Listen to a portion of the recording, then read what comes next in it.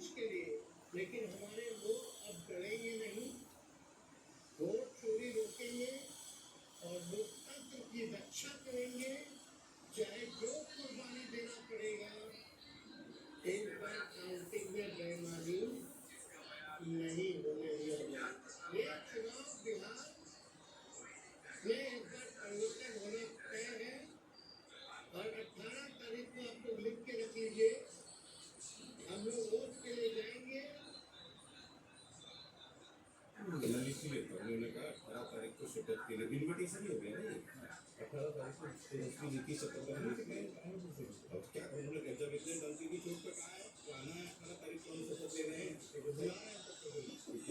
एक कुछ बता रहे थे मुझे अभी आपको खबर कुछ आई है बहुत बढ़िया फोन पे स्टोरी करी सुपर स्टोरी करी महिला वोटर्स को लेकर और आपने छपा है कि अगर 2020 और 2025 में महिला वोटर्स को लेकर तो इसका 8.8% महिलाओं ने ज़्यादा होगा 44 लाख महिलाओं ने ज़्यादा वोटिंग करी है। तो उन्होंने कहा कि ग्रामीण विकास मंत्रालय ने जो डाटा दिया उन्होंने ये कहा है कि भाई एक 1.51 करोड़ मतलब 1.51 लाख महिलाओं के खाते में 10,000 रुपये चले गए थे और 2.51 करोड़ महिलाओं ने वोटिंग की 2.51 लाख महिलाओं ने वोटिंग की तो वो 243 कॉन्स्टिट्यूशन में इसको डिस्ट्रीब्यूट कैसे कर दिया गया तो एक कॉन्स्टिट्यूशन में 66,000 महिलाओं के खाते में 10,000 रुपये आए हुए हैं ये उन्होंने बताया। तो उसका सबसे पहले उन्होंने बताया कि ये एवरेज साइज कॉन्स्टिट्यूंसी का 66,000 देखो वोटिंग हुआ खाते में कैसा है खाता में तो वोटर ही हुआ ना वोटर की बात करें तो 1% बड़ी तो नहीं है 50% तो बोलो ये कि करीब 1.5 लाख नहीं देखिए ये अगर ये लिखा है ये कॉन्सेंसस से नहीं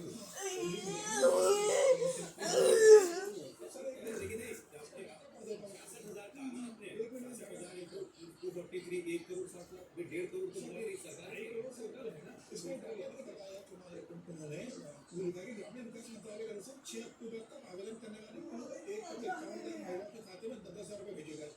इस हिसाब से राज्य के 213 विधानसभा में ऐसे तक 62,139 महिलाओं के बैंक खाते में 10,000 रुपये भेजे गए 2.51 महिलाओं ने वोट दिए 1.51 करोड़ के खाते में भेजे गए। 62,000 पर कॉन्स्टिट्यूंसी मान ले एवरेज महिलाओं के खाते में 10,000 गया मैं जानना चाहता एवरेज साइज ऑफ कॉन्स्टिट्यूंसी क्या होता है 3 लाख में 3 लाख मान लीजिए आधा कर लीजिए 1.5 लाख महिला पर कॉन्स्टिट्यूंसी आधा आधी होगी ना महिला पुरुष थोड़ा सा मतलब कमी होगी 1.25 लाख मान लीजिए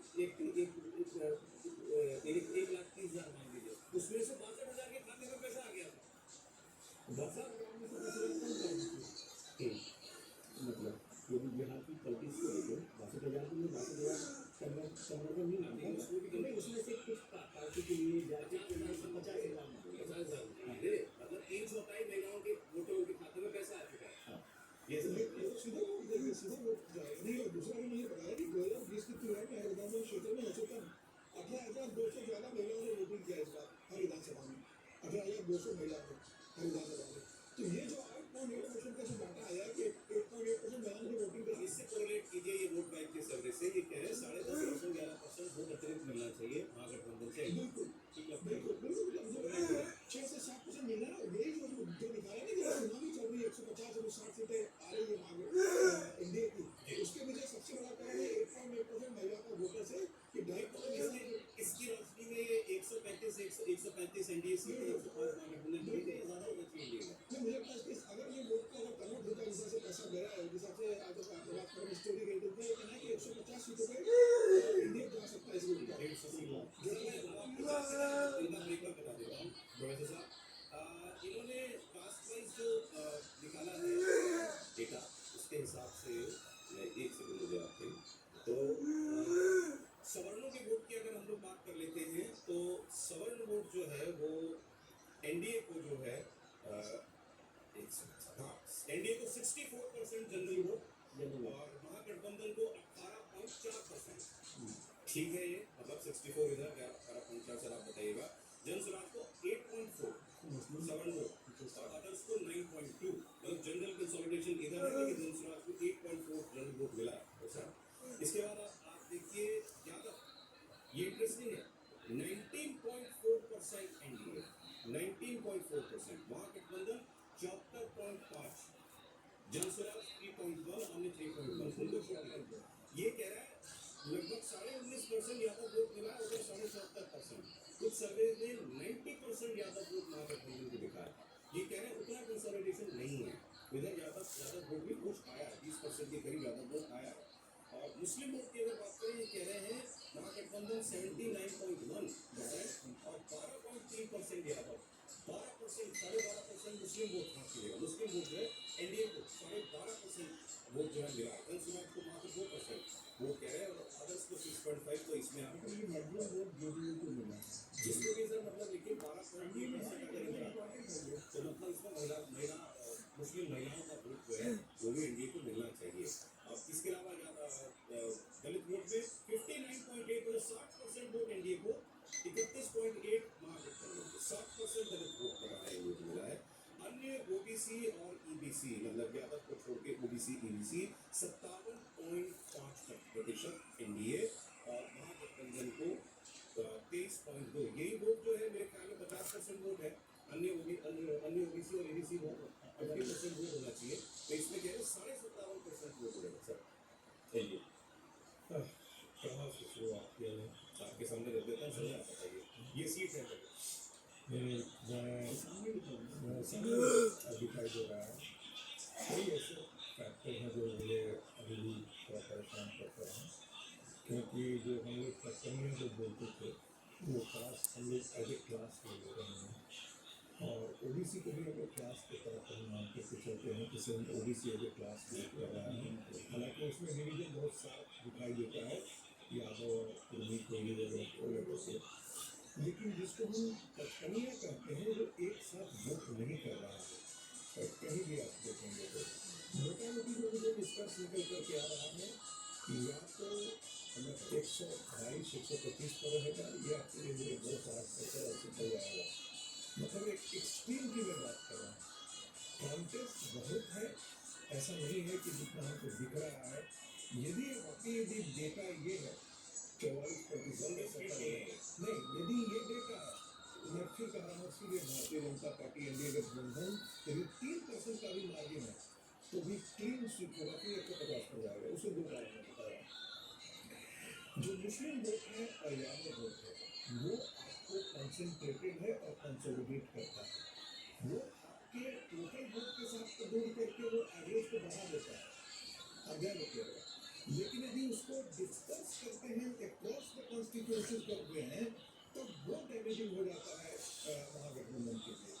और इधर से यदि 6% का यदि इंक्रीज है या 8% का इंक्रीज है तो वो चीजें जो है वो भारतीय जनता पार्टी है जिसे आप एनडीए गठबंधन कहते हैं उसके लिए रास्ता क्लीन स्वीप का रास्ता तैयार करना है। नहीं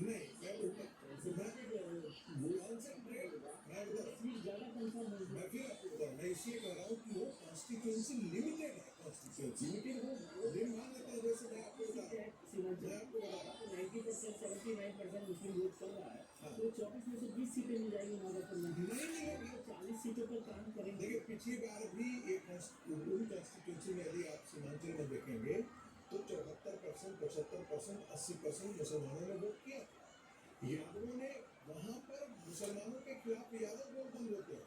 वहाँ पर सीमांचल के अंदर यादव आपको वोट नहीं करते हैं उनके साथ खड़े होकर के। पूर्णिया में यादव वोट नहीं करते हैं उनके अलावा करे। बिहार में प्रधानमंत्री की सभा की आप अंदाजा नहीं लगा सकते हैं, 1.25 लाख लोग आकर के उस कार्यक्रम में थे। जो एक पुलिस के एक अधिकारी ने बताया कि हमें अंदाजा नहीं था इतनी बड़ी तादाद में लोग आकर, वो कौन लोग थे वहाँ पर, तो उम्मीद नहीं की जा सकती थी। तो मैं इसलिए कह रहा हूँ दो बातें वोट साथ निकल रही है। यदि वोट का मार्जिन वाकई 3%, 4% बढ़ता है तो फिर ये भारतीय जनता पार्टी के लिए क्लीन स्वीप जैसा होगा। ये 125 पर नहीं गिरेगा। अगर ये इसी सर्वे की बात कीजिए 3.5% वोट बता रहे डिफरेंस है, फिर 140 से ऊपर रहेगा, 150 के आसपास रहेगा। अच्छा ठीक है। मजेदार बयान दिग्विजय सिंह जी का, वैसे मुझे कांग्रेस पार्टी के नेता आप लेकिन आप सबसे ये तो पूछे उनकी क्या है, ये तो इसको कैलकुलेशन ये तो प्रोफेसर नाम का नहीं, कैलकुलेशन में ऐसा होगा नहीं आपकी राय क्या कहती है? देखिए मैं ठीक है बिल दूसरे लेकिन उन्होंने प्रश्न किया उसका भी मेरा ऐसा मानना है कि ये इलेक्शन सस्ता सिलेक्शन है। मैं मानता हूँ कि एनडीए जीत रहा है, लेकिन इसको एक लाख की तरह यदि हम समझ ले रहे हैं तो ऐसा नहीं है। लेकिन जो डेटा निकल करके आ रहा है ये मेरा इसलिए मैं कह रहा हूँ कि मैं खुद बिहार को घूम करके आया था और उससे मुझे अंदाजा लगा ये इनपुट जो आ रहा था उससे लग रहा था कि ये टफ इलेक्शन है। लेकिन जो परसेंटेज वोटिंग का जो दिख रहा है वो एक क्लीन स्वीप ठीक है। आपने कहा फाइट है लेकिन एनडीए को जीत जाना चाहिए, इसमें बिल्कुल से अपना निष्कर्ष निकाल लेंगे। मैं आपको दिग्विजय सिंह जी की बात कर रहा था, वैसे मुझे वो सिलेक्शन में भी नजर तो नहीं आया। एक टाइम होता था जब उनको कहते थे कि ये राहुल गांधी के गुरु हैं, है ना सर, ऐसे कहते थे उनका स्टेटमेंट ये कि साहब देखो ये एग्जिट पोल जो आ रहे हैं ठीक है अपनी जगह, मैं बिहार गया और मैंने ये पाया कि ये कांटे की लड़ाई है।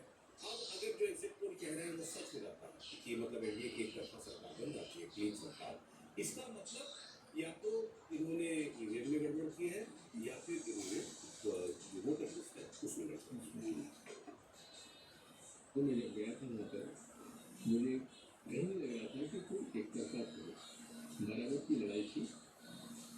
इस पर ये बात चल रही थी कि इसमें प्रशांत किशोर की पार्टी और MIM वो कितना एक दूसरे की वोट काटती है, लेकिन वो कुछ तो जो एक्सिट पोल बता रहे हैं कहीं 180 बता रहे हैं, कोई 160 बता रहे हैं।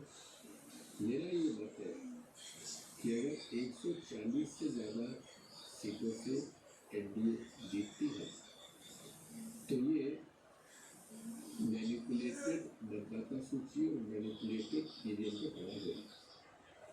अब इसका कोई क्या जवाब दे जो उन्होंने कहा फिर तो चुनाव परिणाम चुनाव की तिथि के साथ ही घोषित कर देने चाहिए। 100 रुपये जीत रहे हैं, अगर इनको जीतना दिखाओगे तो फिर तुम लेवल नहीं करते। देखिए दरअसल असली खतरा लोकतंत्र को दिग्विजय सिंह जैसे लोग हैं, जिनको इस देश के एक राज्य में 10 वर्षों तक मुख्यमंत्री बनाकर रखा, जो देश की सबसे पुरानी पार्टी में लंबे समय तक अलग अलग बहुत महत्वपूर्ण भूमिकाओं में थे।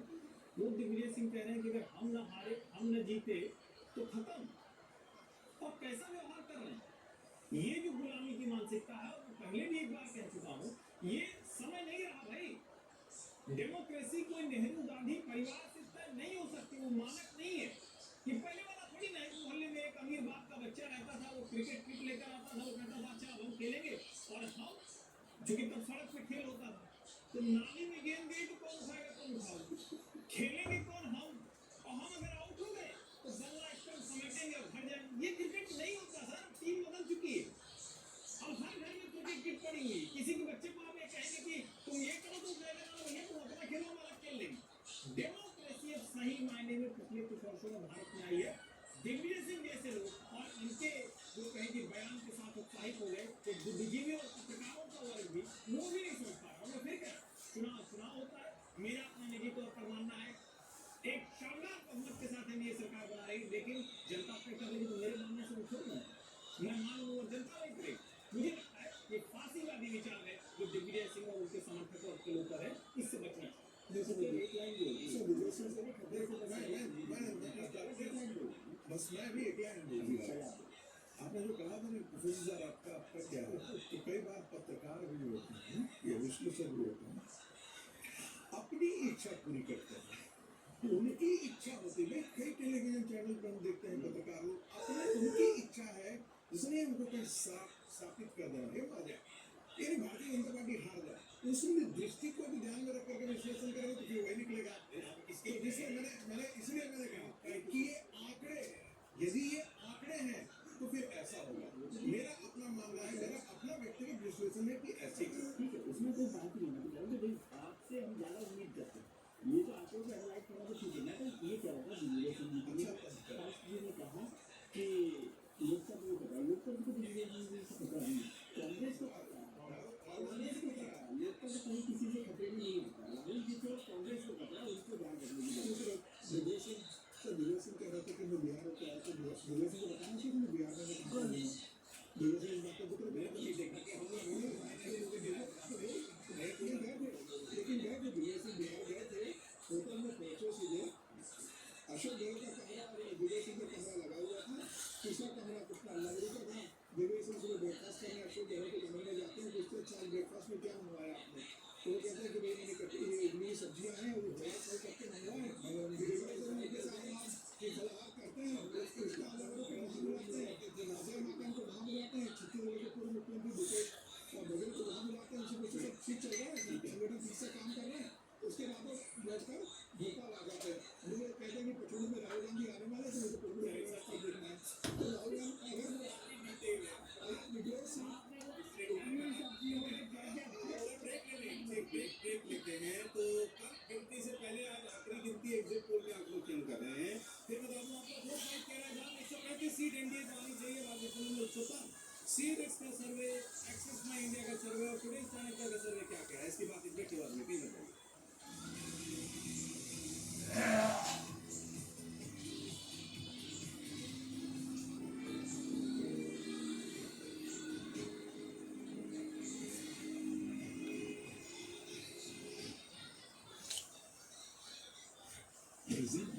Samsung Galaxy Z Fold 7, co-presented by Raj Niwas. सोच जो करेगा डिग्निटी आ गई घर पर नहीं खरीदा तो महंगा पड़ेगा. Powered by UPL Solar Hybrid Inverter.